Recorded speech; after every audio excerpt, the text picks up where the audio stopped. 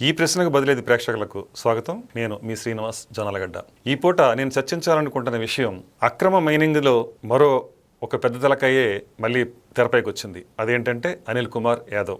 అయితే చాలా రోజులుగా అంటే ఫిబ్రవరి నుంచి ఈ కేసు పూర్వపరాల్లోకి వెళ్తే ఒక్కొక్కరుగా ముద్దాయిలుగా చేర్చడం, అందులో A4గా కాకాని గోవర్ధన్ రెడ్డి చేర్చిన తర్వాత అరెస్ట్ కోసం ప్రయత్నిస్తే తప్పించుకోవాలని ప్రయత్నం చేయడం జరిగింది. ఎట్టకేలకు మొత్తానికైతే అరెస్ట్ చేసి అతన్ని కస్టడీకి తీసుకోవటం, A4గా అతని మీద విచారణ ప్రారంభించడం జరిగింది.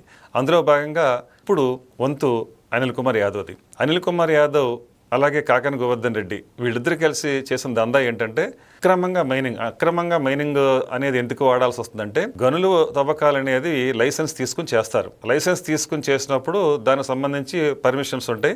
అంటే ప్రభుత్వం ఇచ్చిన పర్మిషన్ ప్రకారం దానికి లీజ్కి ఒక గడువు అంటూ ఉంటుంది. ఆ గడువు వరకు అక్కడ చేసుకునే అవకాశం ఉంటుంది. కానీ వీళ్ళు ఏం చేశారంటే, వీళ్ళిద్దరూ ఆ పర్మిషన్ తీసుకుని ప్రభుత్వం దగ్గర చేయాలంటే లాభాలు తక్కువ వస్తాయి కాబట్టి ఇంకా ఇబ్బడముబ్బడిగా లాభాలు రావాలి అంటే ₹1 కూడా ప్రభుత్వానికి కానీ ఎవరికి కానీ చెల్లించక్కర్లేకుండానే మనం ఫ్రీ గనులు తవ్వేసుకునే అవకాశం ఎక్కడుందా అని వీళ్ళు సెర్చ్ చేసినప్పుడు రుస్తుం అనే ఒక మైనింగ్ ఏదైతే కంపెనీ ఉందో అది అప్పటికే గొడవ అయిపోయిందని సంగతి తెలిసి దాన్ని పట్టుకుని దాని నుంచి విపరీత తవ్వకాలు జరిపారు.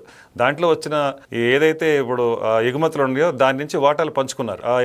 ఇవన్నీ కూడా ఒక్కొక్కటికి ఎలా బయటపడ్డాయంటే, శ్రీకాంత్ రెడ్డి అరెస్ట్ తర్వాత మరింత వెలుగులోకి వచ్చాయి. అతను ఉన్న విషయాలన్నీ పోసుకొచ్చినట్టు చెప్పాడు. అక్కడ ఎలా జరిగింది ఏంటని. ఎవరైతే ఏనుగుల శశిధర్ రెడ్డి ఉన్నారో ఆయన కూడా చాలా విషయాలు బయటపెట్టాడు. అంటే తన పొలంలోనే, అంటే తనకున్న 4 ఎకరాల పొలంలో ఈ తవ్వకాలు జరిపిందంతా అక్కడ డంప్ చేసి దాని నుంచి ప్రాసెస్ చేసి ఎగుమతులు చేసేవాళ్ళు అనేది అర్థమైంది. ఆ విధంగా ఇప్పుడు ఎంత అక్రమార్జన ద్వారా కోట్లు కొల్లగొట్టారో, అంటే ప్రభుత్వ సంపదను కొల్లగొట్టారు అనేది దీన్ని బట్టి అర్థమవుతుంది. అన్ని రకాల ఆధారాలు లభ్యమయ్యాయి కాబట్టి దీన్ని బట్టి త్వరలోనే అనిల్ కుమార్ యాదవ్ కూడా అరెస్ట్ కాబోతాడు, కస్టడీలో తీసుకుంటారనేది వార్తలు వస్తున్నాయి. అసలు ఈ అనిల్ కుమార్ యాదవ్ గురించి చెప్పాలంటే, అసెంబ్లీలో ఒకప్పుడు పోలవరం గురించి గొప్పగా డాంబికాలు పలుకుతా 1% కాదు, వి విల్ కంప్లీట్ బై 2020 అంటూ 420 కబుర్లు చెప్పిన వ్యక్తి. ఆ తర్వాత మరో సందర్భంలో కూడా ఎప్పుడు వచ్చామన్నది కాదు, బుల్లెట్ దిగిందా లేదా అని లోకేష్ బాబు, చంద్రబాబు నాయుడు గురించి ఎట్టకారంగా మాట్లాడిన వ్యక్తి. అలా అన్న వ్యక్తికి ఈరోజు గట్టిగా బుల్లెట్ దిగింది అని చెప్పడంలో సందేహం లేదు. ఎందుకంటే విచారణ వేగవంతంగా జరిగి ముద్దాయిలందరూ కూడా దోషులుగా తేలితే కనుక డెఫినెట్గా ఎవరైతే అనిల్ కుమార్ యాదవ్ ఉన్నారో ఈయన కూడా జైలుకి వెళ్ళటం అనేది ఖాయంగా కనిపిస్తుంది. ఒక్కొక్కటిగా వెలుగు చూస్తున్న ఇవన్నీ ఏవైతే వైసీపీ ప్రభుత్వ అధికారులు ఉన్నప్పుడు మద్యం మాఫియా, ఇసుక ఒకటి కాదు, భూములు ఏదైతే అన్ని అక్రమంగా వీళ్ళు కొల్లగొట్టారో వాళ్ళందరూ కూడా ఈ రోజున సగం మంది, అంటే 150 మందిలో సగం మంది వీళ్ళే ఉన్నారు అన్నట్టు ఆశ్చర్యం కలిగించే విధంగా ఉంది. ప్రతి ఒక్కళ్ళు ఎక్కడో చోట ఏదో అవినీతికి పాల్పడ్డ వాళ్ళే కనిపిస్తా ఉన్నారు. ఆ పరంపరలోనే ఈ రోజున ఈ అనిల్ కుమార్ యాదవ్ అనే వ్యక్తి కూడా ఇవాళ తెరపై రావడం జరిగింది.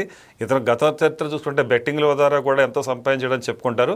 అంటే అవినీతి, అక్రమార్జన అనేది వైసీపీకి ఒక ట్రేడ్ మార్క్ లా కనిపిస్తూ ఉంది. త్వరలోనే ఇంకా ఎవరెవరున్నారో, ఏమేమి అక్రమాలు చేశారు, ఏ విషయాల్లో ఇంకా ఈ ముడుపులు స్వీకరించారు అనేవన్నీ కూడా ఒక్కొక్కటి బయటకు వచ్చే అవకాశం ఉంది.